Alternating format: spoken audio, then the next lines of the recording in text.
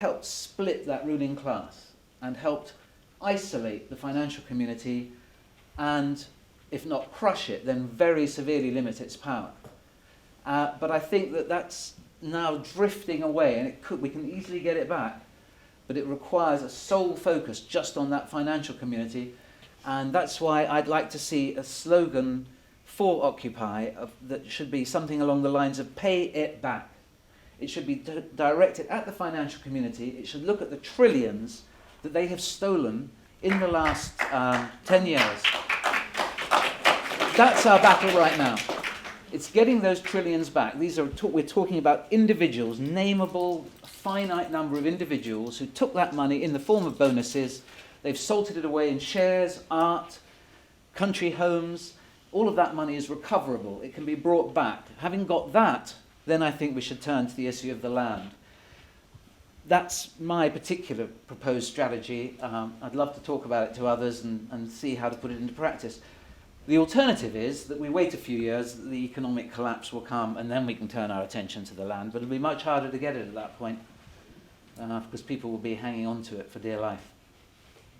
I think there's a question, the lady in the purple hat, do you have a question? Yeah. Hello. You're talking about cultural stories. I was wondering what your best sort of format would be to get those cultural stories out to third sector. You know, there's a massive amount of people in this country who have no idea about this conversation, about sustainability, about living with a lighter touch. They're completely sealed behind the kind of corporate wall, if you like, going to the supermarkets, doing the 9-to-5 job. I mean, that's the dominant consumer class in a way. How are you going to get the message out to them? What would be your best medium? The best medium to spread a new culture story. I think, I don't know how many people are here today, but if everybody who went from this room today and just spoke about some of the issues that have come up, or about some of the concepts involved, and slowly got a conversation going in their own local groups. Some people have come, most probably here from London, maybe some have come from further afield, and to find kind of local mechanisms for getting these stories, having discussions around these stories, then I think that's a very, very powerful method, because I think it needs that level of kind of personal interaction, that discussion, because it's quite a big thing, quite a new way of looking at the world in some ways, an old way, but given the culture we're in today, it's quite a new way. So I think it does need that level of being passed on from person to person in a kind of a trust relationship, where there's a real personal element.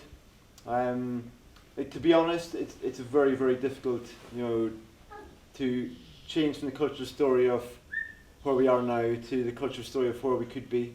It's a very, very hard one because we're so ingrained with this story, just like a kid is so ingrained with Santa Claus.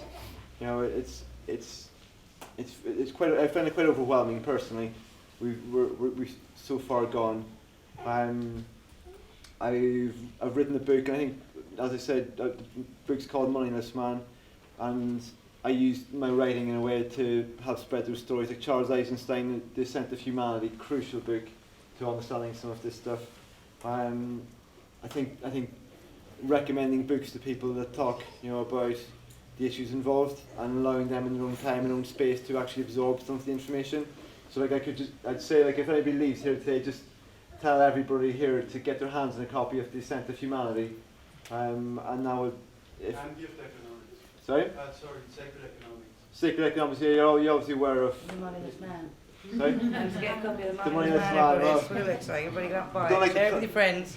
Yeah. I don't like to plug my own stuff like that. I do. Share it with your friends. It's a brilliant book. It's changed my son's life. Absolutely fantastic. So inspirational. In amazing So way. you're talking about the grassroots communication when you look at marketing machines now that are so insidious. They're actually, they're within social media. They're within our culture. They're almost implicit now in the way they're marketing to very small children upward. So how do we deal with that amount of almost brainwashing? Yeah, it's an overwhelming question, because the Murdoch empire is massive, and the red tops, and the whole media is massive. I think there is new forms of media, we're taking back control of the media in some ways, in terms of YouTube and the internet and ways of spreading information. I don't think it's enough, to be honest. 3 million people a day read one of the top red tops, and it's you know, how you tackle that is It's the subliminal influences, isn't it? it's everywhere. Actually. You know, you walk in the street and there's billboards telling you you're not good enough unless you have the latest thing, or you know, you open a newspaper and it's all bad news and everybody's terrible and the world's an awful place. Like, if you're asking me how to kind of get rid of the mainstream media, I don't know. I think if somebody had the answer to that, we'd have done it a long time ago. You know? It's all mixed in with with the political system and with the corporations. It's all tied together and it's overwhelming.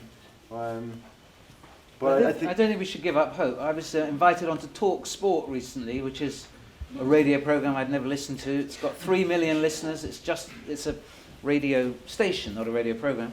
It's about sport, and I was invited on to talk about living off grid. And I said, how come you're inviting me on to talk about that? And he said, well, we've got a lot of late night radio telephone phone-ins, and we're getting more and more people phoning up late night saying, I've had enough of this, I'm going off grid. This is, taxi drivers, Talk Sport listeners, late at night. So that was really interesting to me. The word is getting through, and it's getting through, and then it's being reflected back into what loosely you might call the mainstream media. So I was very pleased to go on and talk about the benefits of living off grid and why it's easy and how you can save money. And the question was, how do we get the message out? And I think that the mechanism of how we get the message out is by telling people and by getting it on the media and by websites. But what is the message? Right now, the message is the one that Mark's written about. It's about money. It's about the fact that nobody's got any money. It's about the fact that inflation is 10% and pay is going up at 1%, and people are losing their jobs, and less people have got less and less money to spend. That's the way into the message. That's the way to tell that message. How do you save money when you've got no money?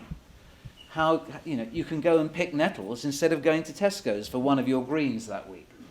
You can get a solar panel and charge everything up in your house by making sure that you don't charge everything at the same time. You can run everything in your house off 1 or 2 solar panels as long as you don't run the washing machine at the same time as you run the record player. It's about getting those messages out about saving money. That's the one that people want to hear right now. Okay, should we do? I was thinking 2 more, but there's a lot of hands going up at the moment. So Franklin, yes, I can see you. Don't worry, I've been waiting 15 minutes, 20 minutes. It's absolutely wonderful. My heart is completely with the idea, with the concept. It seems like a workable reality. Decentralization, obvious. We need to become sustainable. These are all wonderful things. I see it as potentially a future goal, and the potential incremental steps. And the question that I have to pose to you today is, within the UK you have 750,000 empty buildings, and you do have large squatting communities formed, and within the squatting communities generally there is a sharing sort of way of life, which means that you're knocking down consumerism, you're knocking down on rent and resources. You don't have to go out and support the economic system to generate more funds than what is necessary. You're bare essentials, and there's a lot of skipping, recycling food.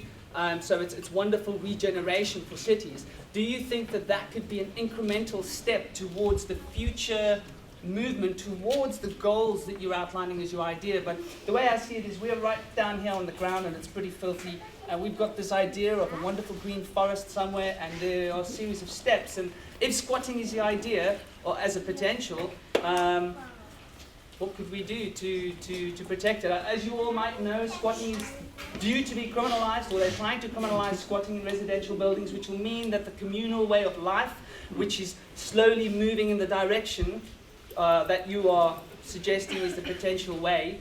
What do you say about squatting? What's your feelings?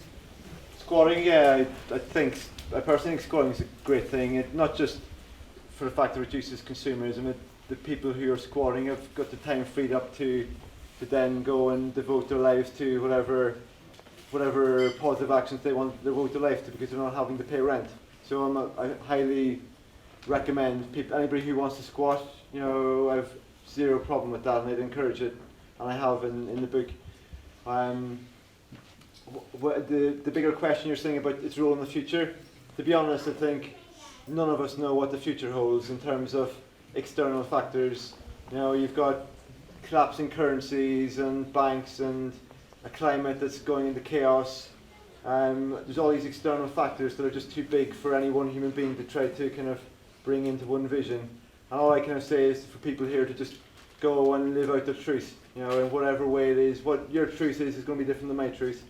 And if we all went away from here today and actually went passionately about what we want to do to make a better world, then the solutions would find themselves in some way. But trying to predict the future to that extent, I just can't give an answer to it.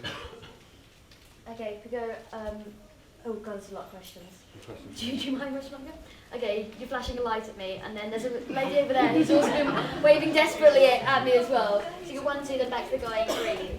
Then should we call it a day for that? You call that?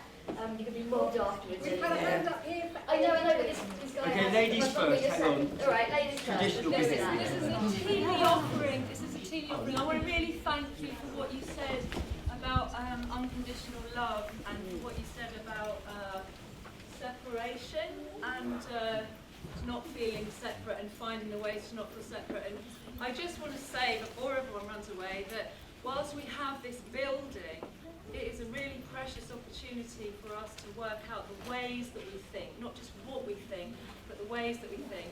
And tomorrow we're doing a whole day of meditation here about